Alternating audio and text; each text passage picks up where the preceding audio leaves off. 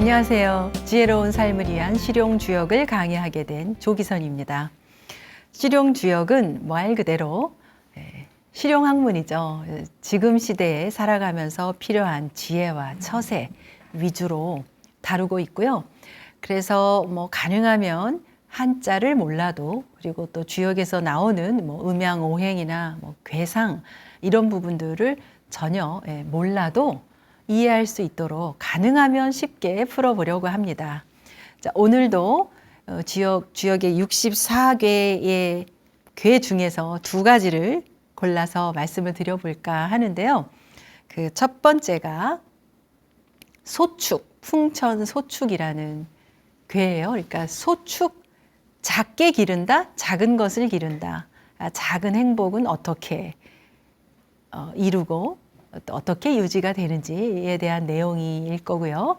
그리고 이어서 지천태, 태평한 세월, 태평성대라고 하는데 그런 호시절은 어떻게 준비하고 또 어떻게 유지하는가에 대한 내용입니다.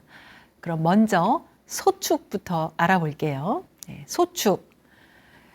대축과는 달라요. 그러니까 대축은 크게 이루는 걸 말해요. 그래서 대축과 소축은 주역에서는 둘 다 다루는데 완전히 달라요. 룰이. 소축은 그야말로 왜 우리 그런 얘기들 많이 하잖아요. 그냥 우리 아이들 건강하고 그냥 내 집에서 아무 일 없이 모두 다 건강하고 가족이 화합하면서 그렇게만 살면 좋겠어. 그런 걸 얘기해요. 근데 그게 어디 쉽나요? 실제 해보면. 그래서 사람들은 소축보다는 대축을, 그러니까 크게 이루려는 거, 그쪽에 자기도 모르게 이렇게 가게 돼요. 그래서 그러다가 소축까지 잃게 되는데, 큰 새가 작은 새만 못하다라는 중국의 속담이 있습니다. 큰 이익이 작은 이익만 못하다라는 뜻이죠. 큰 이익을 쫓기 위해서 쫓다가 작은 이익마저 다 놓치게 되는 것을 경계하는 말이기도 하는데, 우리 주역에서 말하는 소축, 작은 행복, 또 작은 성공의 도, 어떻게 이룰 수 있는지, 어떻게 풀이하고 있는지 알아보도록 하겠습니다. 자, 소축의 원문이에요. 자, 제가 괴사하고 효사 몇 개를 읽어보겠습니다.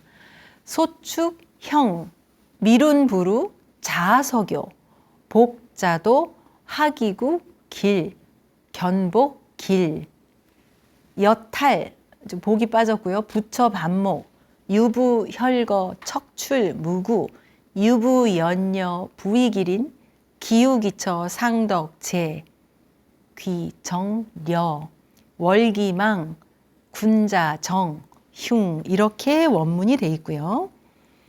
제가 한번 읽어봤습니다. 그리고 풀이, 그냥 풀이는 이제 그 전체의 풀이에요. 하나하나 또 알아보겠지만 전체 풀이를 좀 읽어보겠습니다.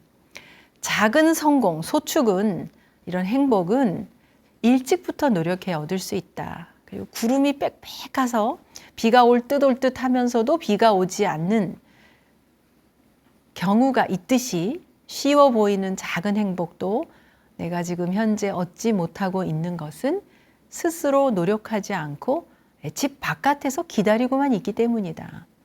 행복으로 가는 수레바퀴가 이탈하면 부부가 서로 반목하게 된다. 믿음으로 생사의 두려움을 없애야 허물이 없다. 때가 왔을 때 일을 이루고 성공해야 좋다.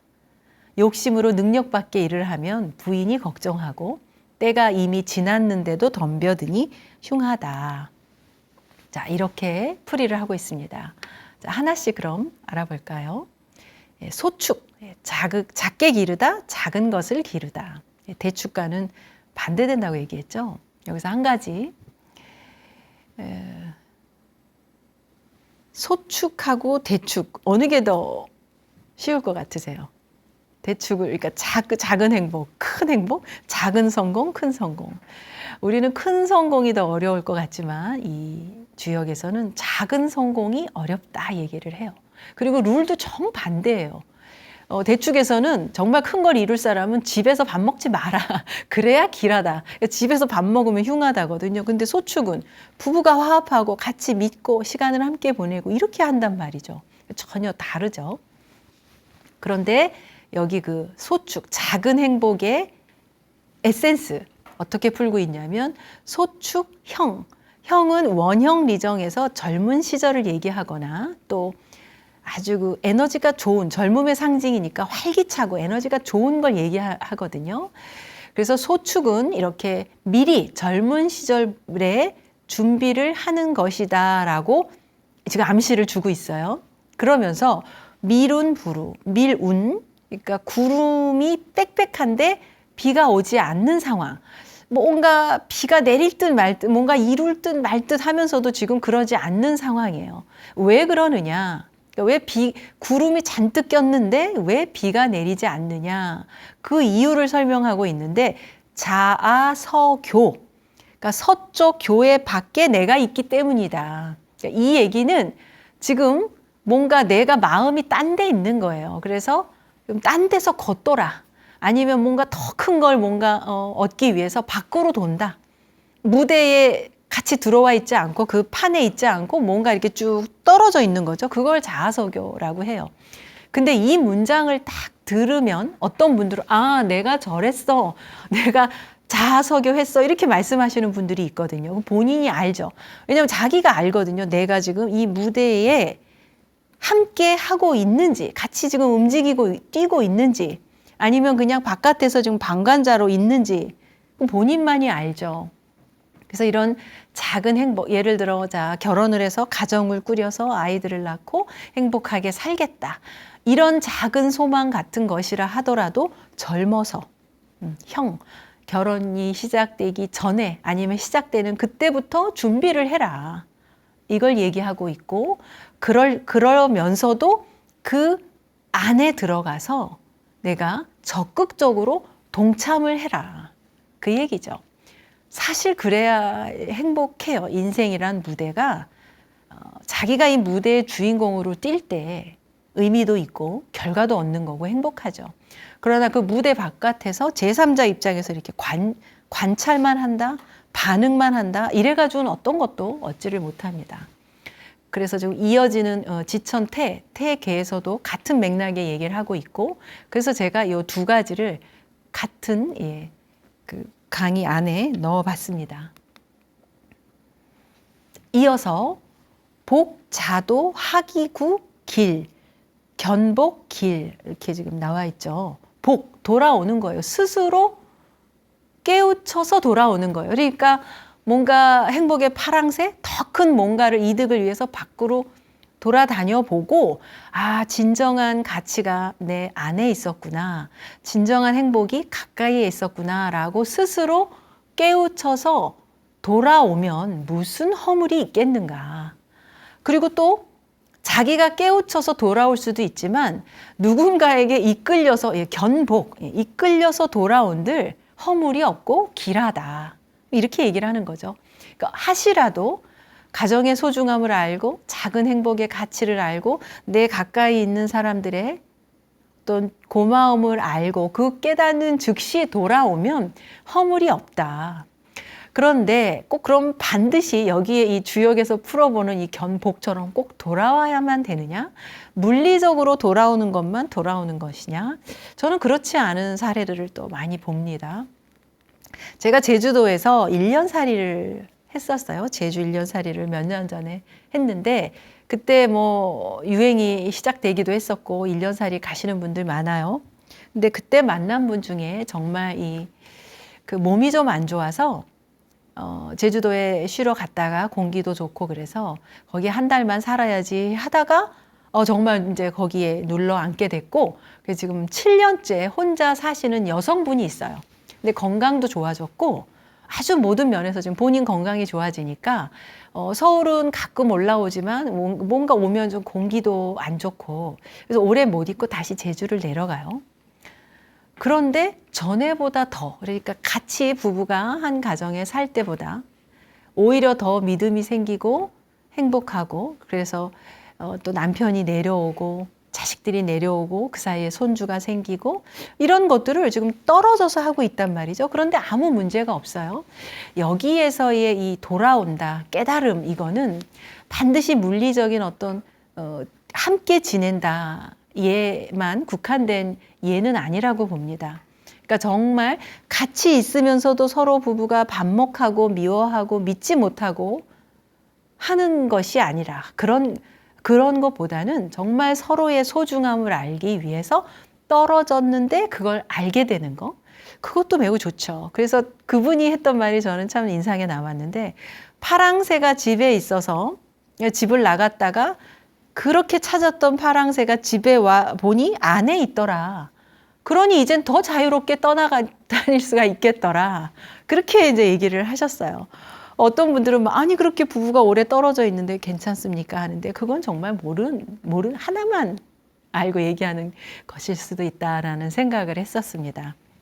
바로 그 부분이에요. 그래서 복자도 학이구 길, 스스로 깨우쳐서 가까운 내 가정의 소중함, 배우자의 소중함, 내 가까운 친구들의 소중함, 이런 것들을 알고 돌아오는 거, 또 타인의 모습을 보고 깨닫고 또 누군가에 이끌려서 돌아오는 거 모두 다 허물이 없다, 이렇게 얘기를 합니다. 자, 그리고 소축에서 벗어나는 상황을 지금 얘기를 하고 있어요.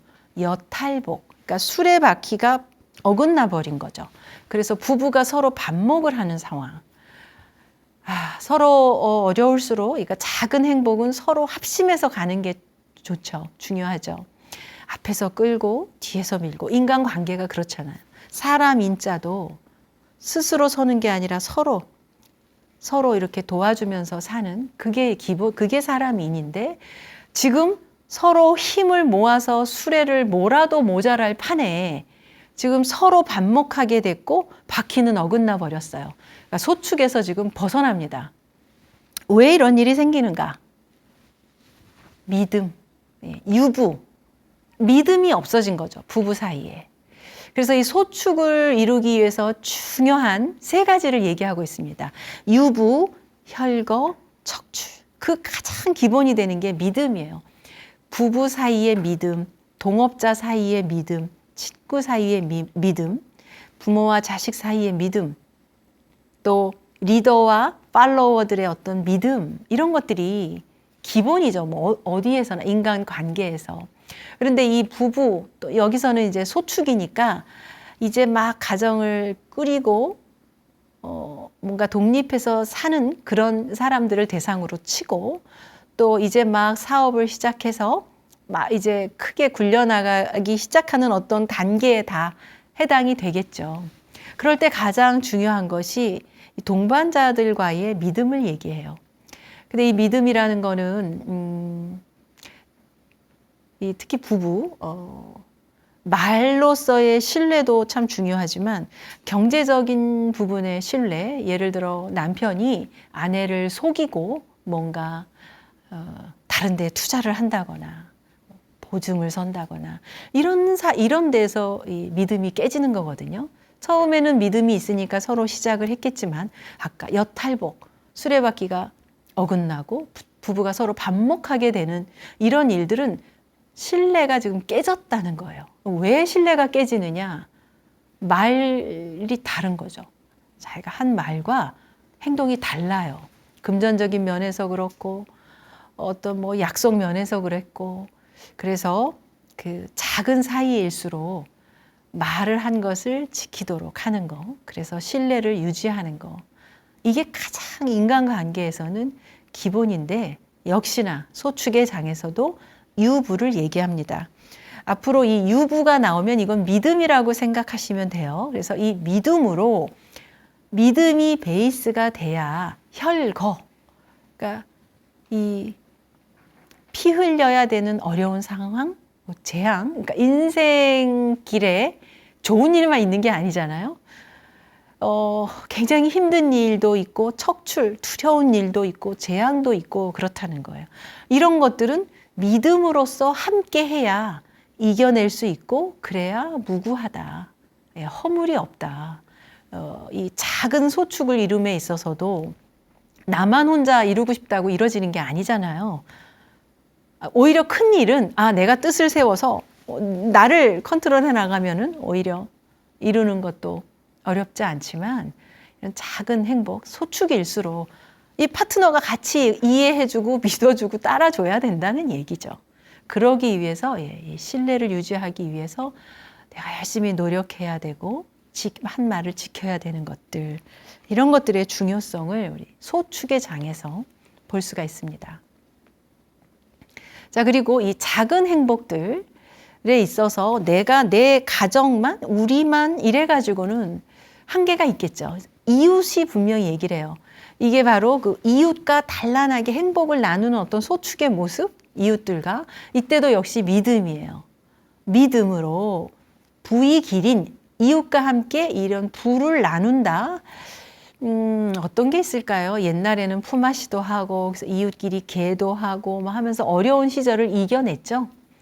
지금도 음식이 있으면 서로 나눠 먹고, 뭐 자녀들의 교육이 있다면 서로 정보를 뭐 교류하면서 나눌 걸 나누고 줄 거를 주고 하면서 이렇게 같이 사는 어떤 모습들, 정말 그 시민들의 행복의 모습이 아닐까 싶어요. 이제 그런 걸 지금 표현하고 있습니다. 유부, 여녀, 부의 길인.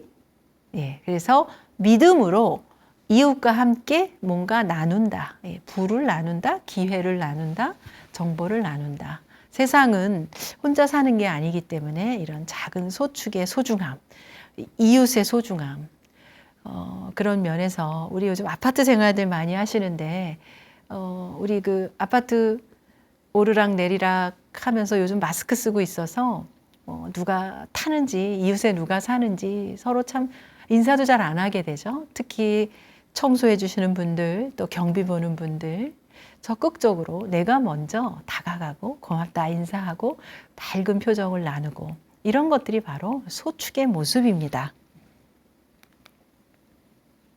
자, 이제 그렇게 미룬 부루, 구름이 빽빽한데 비가 내리지 않는 그런 시절을 이렇게 서로 협력하고 믿고 나누고 함께 열심히 살다 보면, 자, 이제 좋은 시절이 옵니다. 바로 그 장면이에요. 기우기처. 비가 막 쏟아지기도 하고 그치기도 하고 이런 이제 호시절이 오는 거죠. 분명히 인생에서 이런 때가 와요. 이 앞에서 얘기한 대로 사는데 당연히 오겠죠. 그런 좋은 호시절이 오고 덕이 쌓이고 이럴 때가 와요. 너무 좋죠. 적극적으로 내가 참여하고 깨닫고 이웃과 나누고 뭐 이렇게 하다 보면 호시절이 온다. 그런데 소축은 여기서 경계를 하라고 합니다. 이 부인이 염려를 하는 상황, 이게 죄예요. 그러니까 이 파트너가 뭐 부인이 될 수도 있고 배우자가 될 수도 있고 뭐 사업을 했다 그러면 저기가 되겠죠. 사업에 뭐 동업자가 됐던 직원이 됐던 뭐 가까운 측근들이 염려하는 상황이 이 죄인데, 그러니까 죄는 내 분수에 안 맞는 상황을 얘기해요. 그렇게 내가 뭔가 지금 작은 거를 이뤘어요. 열심히 서로 합심해서 이뤘는데, 분수를 모르고 뭔가 지금 막 더 큰 일을, 귀가 얇아서 그럴 수도 있고 뭔가 욕심에 어두워서 그럴 수도 있을 때 어떻게 표현하고 있냐면 월기망. 그러니까 보름달이 막 차가는 것 같은 거죠. 그런데 아직 찬 게 아니에요. 그리고 달은 차면 기울게 돼 있거든요. 그걸 지금 우려하고 있는 모습입니다. 그래서 달이 곧 보름달이 차서 내 생각에는 막 뭔가 막 크게 이룰 것 같은 막 이런 게 막 보이는 거죠.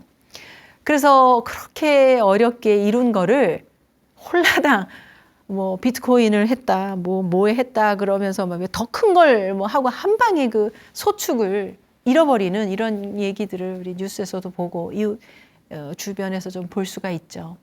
그럴 때 이 옆에서 걱정을 한다는 거예요. 부인이 걱정할 수도 있고, 이게 동반자가 될 수도 있고, 부모가 될 수도 있어요. 그럴 때 군자가 그대로 나아가면 흉하다 라는 걸 경계하고 있습니다. 그래서 소축에 있어서는 자기 분수를 아는 게 중요하다. 자, 그래서 우리 조금 더 이제 소축의 괴를 정리를 해 보자면 모든 것에는 때가 있다. 그러니까 이 작은 이익, 작은 행복 이런 것도 그런 것들 시작할 때부터 잘 준비를 해야 된다. 기초를 다질 때, 일을 해야 할 때, 전심으로 또 노력을 한 후에만 작은 이런 성공이나 행복도 얻을 수 있다. 이런 교훈을 얘기하고 있습니다. 우리는 그 눈에 보이는 더 큰 어떤 이득이나 매력이나 이런 거에 나도 모르게 우리 무의식이 끌려요. 그쪽이 더 멋있어 보이고 있어 보이고 그래서 가끔은 내 눈앞에 있는 것들이 작아 보여서 하잘것없게 이렇게 느껴질 때가 있는데 바로 그런 부분을 소축의 장에서는 다룹니다.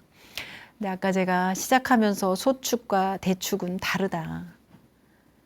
룰이 달라요. 그리고 또 이미 이런 큰 성공을 이룬 이거를 이제 주역에서는 기재라고 하거든요. 이미 성공의 강을 건넌 사람들 그리고 아직 건너지 못한 사람을 미재라고 해요. 우리 미생이라는 걸로 알려져 있죠. 미제자와 기제자로 나뉘는데 기제자는 미제들이 이렇게 그 강을 건너오는 걸 원치 않아요. 이게 자연의 이치예요. 80대 20의 법칙처럼 정해져 있다는 거예요. 그래서 이 미제자가 기제가 되면 기제에 있던 사람들은 미제로 돌아와야 돼요. 어떤 확률로. 원치 않는다는 거예요. 그럼에도 주역에서는 과감하게 건너라. 적극적으로 노력해라. 이렇게 얘기를 하고 있죠. 그래서 소축에 이어서 태계에서 이어서 태계를 알아볼 텐데 지천태장이 나옵니다. 제가 이 주역의 64개 본문 중에서 가장 좋아하는 괴가 2개가 있는데 그 중에 하나예요. 태계. 또 하나는 몽. 다음 기회에 또 몽도 소개를 해보려고 합니다. 클태, 넉넉하다, 편안하다, 자유롭다. 태평성대 한마디로. 아까 소축에 이어서 이제 더 큰 것들을 이루게 되는 그런 시절을 얘기하게 되고 태괴가 나왔다 그러면 굉장히 길한 거죠. 그래서 어떻게 이렇게 인생을 윤택하게 만들고 또 유지하는가 이런 거에 대한 주역의 메시지 알아보겠습니다. 지천태. 자, 태 본문 태 소왕대래 길형 발모여 이기휘 정길 포항용빙화 불하유북망 득상우중행 무평불파 무왕불복 간정무구 무률 기부 우식유복 편편 불부이 기린 불계이부 제을김해 이지원길 성보구황 무룡사 자읍고명 정린 이렇게 끝나네요. 예. 태계인데 마지막에 린이 나와요. 린은 길보다 밑에 있죠. 흉보다는 위에 있지만 어떤 상태가 태괴에서 주의해야 되고 어떤 상태가 태괴를 유지하는지 알아보겠습니다. 자, 풀이 먼저 기본 풀이 태평한 삶은 기본적으로 작은 것이 가고 큰 것이 올 때 그때가 태평한 삶이다. 이런 기람은 젊은 시절부터 노력으로 인해 성취되는 것이다. 비록 현재는 쓸모가 적은 것이라도 저축하여 어려울 때를 대비하면 길하다. 큰 공을 세우고 성공하더라도 옛 친구를 우정으로 대하면 가상한 일이 생긴다. 평지만 계속되는 인생이 없듯이 비탈만 계속되는 인생도 없다. 오기만 하는 인생 없고 가기만 하는 인생 없다. 어려움이 오래 계속되더라도 허물이 없다면 근심하지 말라. 믿음과 자신감만 있다면 먹고 사는 일에는 복이 있기 마련이다. 네, 여기서도 믿음을 얘기합니다. 이 주역의 전체 여기서 믿음이라는 단어가 많이 나와요. 굉장히 그만큼 모든 일에 자기 자신에 대한 믿음, 자기 인생에 대한 믿음 기본적으로 디폴트 값으로 있어야 되는 거죠. 자, 이제 지천태의 괴사 부분입니다. 태, 소왕대래 길형. 이 태평한 것은 기본적으로 작은 것이 가고 큰 것이 올 때이다. 그러니까 착 펼쳤는데 태괴가 나왔다 그러면 태평성된 거예요. 그러니까 뭔가 그 전에는 뭘 해도 잘 뭔가 될 듯 말 듯 안 되기도 하고 뭐 됐는데도 별로 그렇게 만족스럽지 않지만 이 태 시절이 오면 하는 족족 뭔가 막 이루어지는 거죠. 운이 좋아요. 대운이 들었다고 하죠.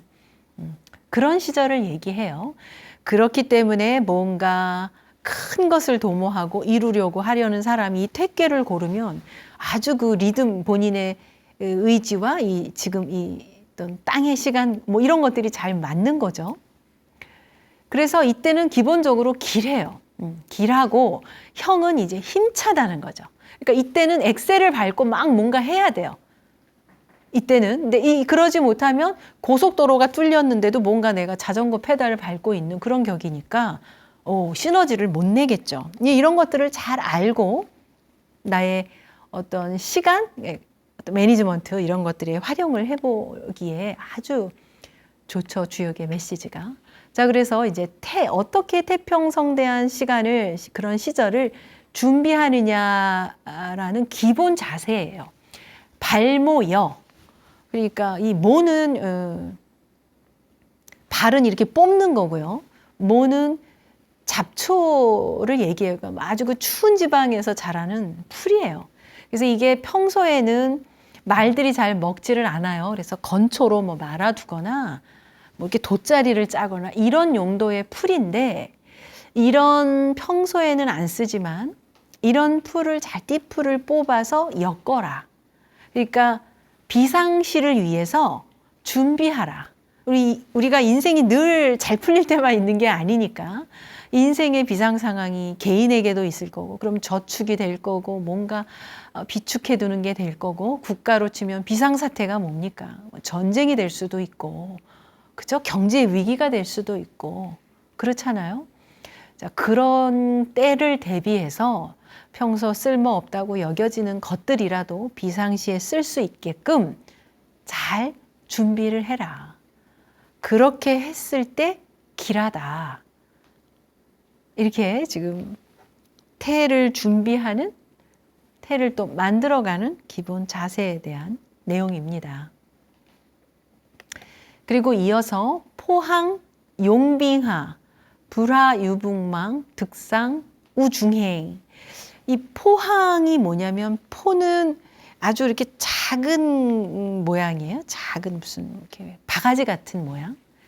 그런데 아주 그 거친 바다, 강. 거친 인생이라는 이 바다, 강을 아주 작은 배를 타고 지금 건너는 모습이죠. 그러니 얼마나 위태롭겠습니까? 그 위태로운 상황에 물러서지 않고 당당하게 건너는 거예요. 용빙하가 그런 의미예요. 그러니까 강을 누구에게 의존하는 것도 아니고 자기의 힘으로 독립적으로 지금 과감하게 강을 건너요. 그러니까 죽음을 무릅쓰고, 우리가 사선을 넘는다고 하죠. 그런 정도의 용기와 노력이 먼저 깔리는 거예요. 이 태를 그런 시절을 지났을 때 태를 맞이한다. 포항 용빙하. 그리고 불하유북마. 그러니까 이제 강을 건넜어요. 예. 그러면 이미 뭔가 이른단 말이죠. 그럴 때 그러니까 붕은 벗을 얘기해요. 친구를 잊지 않는다. 그러니까 같이 뭔가 사선을 넘었든 함께 고생을 했던 그 친구를 잊지 않는 의리와 신뢰. 내가 성공했다고 지난 날을 까맣게 잊고, 뭐 거들떠보지도 않는다거나 그런 거만한 자세가 아닌, 함께 고생했던 시절의 이웃과, 여기서는 친구, 파트너, 동반자. 우리가 사선은 잘 넘어요.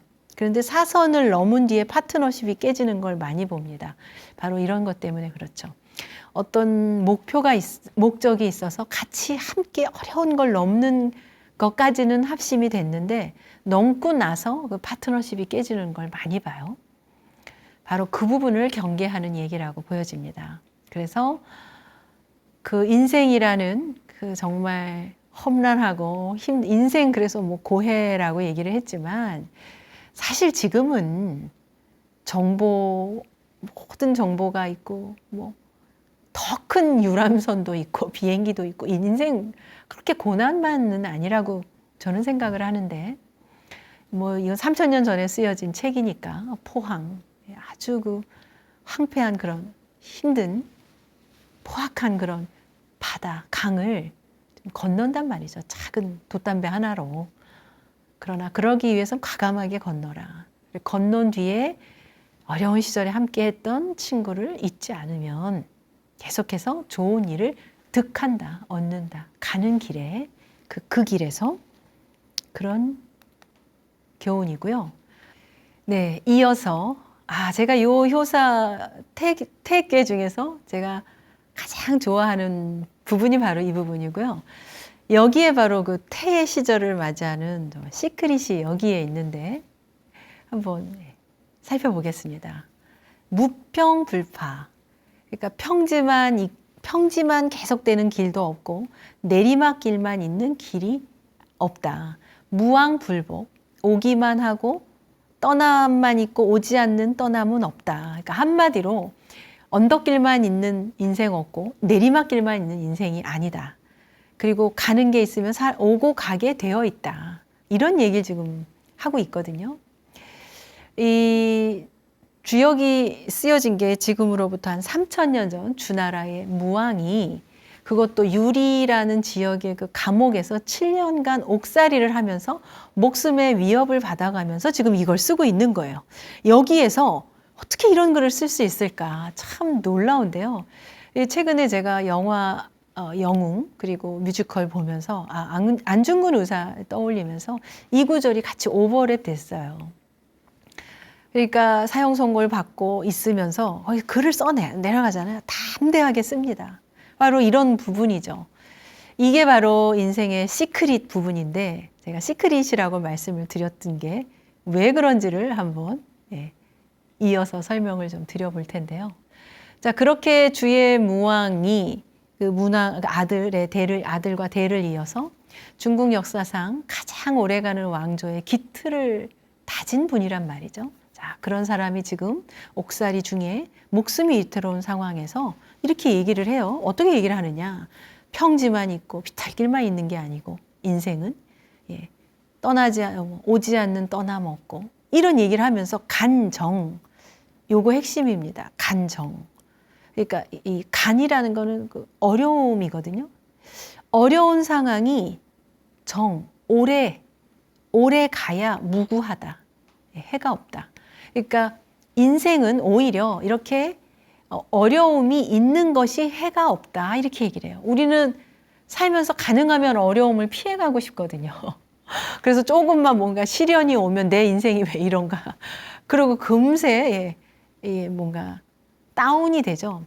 이 시크릿이 뭐냐면 우리는 다 뭐 에너지 이런 걸 얘기를 하는데 지금 저한테도 그렇고 이런 뭐 컴퓨터가 됐던 이런 기기가 됐던 이게 다 이 에너지 덩어리예요. 그래서 에너지에서 고요하게 파동이 나와요. 파동.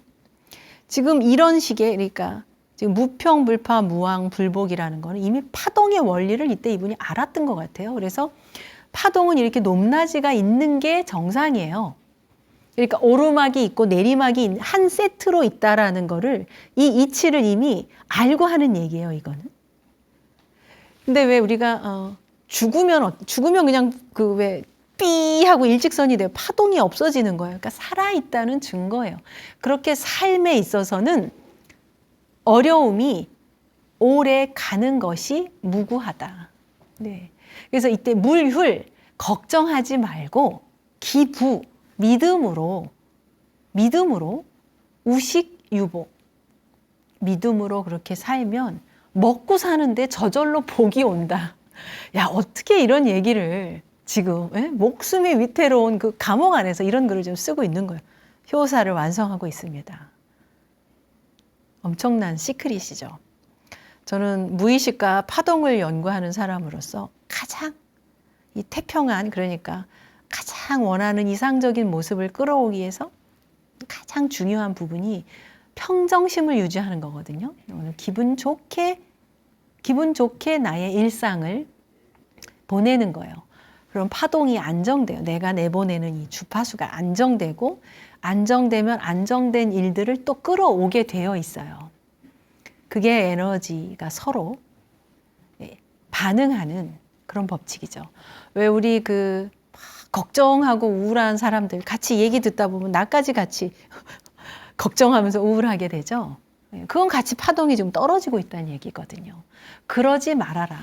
그러지 말고 지금 당장 우식 먹고 사는데 아무 걱정 없이 복이 오니 그냥 즐겁게 지금 너의 삶에 충실해라. 바로 그 메시지를 이 택계에서 얘기하고 있어서 저는 사실 깜짝 놀랐어요. 제가 끌어당긴 법칙에 대한 책도 쓰고 파동, 무의식 이런 것들을 강의도 하고 연구를 하면서 이 택계를 딱 보면서 아, 이게 바로 시크릿이구나. 파동을 얘기하고 있구나. 그래서 당장 어떤 시련이 있고 뭔가 원하지 않는 현실이 눈앞에 펼쳐지고 있다 하더라도 걱정하지 말아라요. 그거는 곧 끝난다. 내가 지금 이 순간에 아무 걱정 없이 나에 대한 믿음으로 내 할 일을 하게 되면 아무 문제가 없다. 복이 온다. 너무 멋지죠? 자, 그리고 이어서 태를 또 얘기하고 있는데 이것도 해석이 분분해요. 편편, 불부이 기린, 불계이부. 편편은 새들이 하늘을 나는 모습이에요. 보기 좋죠. 새들이 하늘을 훨훨 나는 모습인데, 자, 그렇게 해서 한번 해석을 해볼게요. 자, 새들이 훨훨 날아요. 그리고 이웃과는 별로 경계를 하지 않으면서 믿음을 가지고 살아라. 뭐 이렇게도 얘기를 합니다. 근데 주역이 어렵다는 이유가요. 이렇게 똑같은 한자인데도 해석이 정반대가 돼요. 제가 정반대로 해석을 해보겠습니다. 편편은 새들이 이렇게 하늘을 나는 모양도 되지만 뻔뻔하다, 사기치다라는 뜻이 있어요. 우리 왜 어떻게 그렇게 나타나 안 변하고 뻔뻔하게 거짓말을 해 그러죠? 그런 모습을 얘기해요. 편편, 뻔뻔, 거짓말하고 사기치는 거. 내가 이웃에게 그렇게 거짓말하고 사기치는 것을 경계해라. 부로부터 멀어진다. 또 이웃이 나에게 그렇게 거짓말하고 사기치는 것도 경계해라. 태를 위해서. 이것도 해석이 되죠. 저는 후자에 더 방점을 두고 있는데 왜냐? 우리 지난번 영상에서 관을 얘기할 때 보이는 것만 보는 것은 소인은 무구하나 군자는 린하다 이렇게 나오잖아요. 이게 똑같거든요. 사실 이웃이 사기를 쳐요. 친구가 사기를 치고 아는 사람이 사기를 친단 말이죠. 물론 우리가 유교적으로는 뭐 이웃도 믿고 친구도 믿고 믿어라 믿은 끝에 사기를 당한다는 거예요. 그걸 경계하는 거예요. 왜냐? 태평한 세월을 유지하기 위해서. 그래서 그 사기치고 거짓말하는 걸 나도 이웃에게 그렇게 하는 것을 경계하고 이웃이 나에게 그렇게 하는 것도 경계하라. 저는 이렇게 해석을 해봅니다. 자, 제을김의 이지원길, 제을, 귀매. 제을은 주나라 이전에 있던 그 상나라, 상나라 주왕의 아버지가 제을이에요. 그래서 이 제을이 자신의 딸을 주나라의 그 문왕에게 시집을 보낸단 말이죠. 바로 지금 그 장면이에요. 그래서 어떤 동맹을 맺는 거죠. 그만큼 주나라가 힘이 이제 커진 거예요. 그 전에 그 상나라가 훨씬 더 권력이 있었지만 그렇게 미리 그래서 동맹을 맺음으로써 더 권력이 있는 국가와 동맹을 맺음으로써 태평한 세월을 좀 준비하는 거죠. 그래서 복지와 기람을 얻었다. 이렇게 해석을 해볼 수도 있고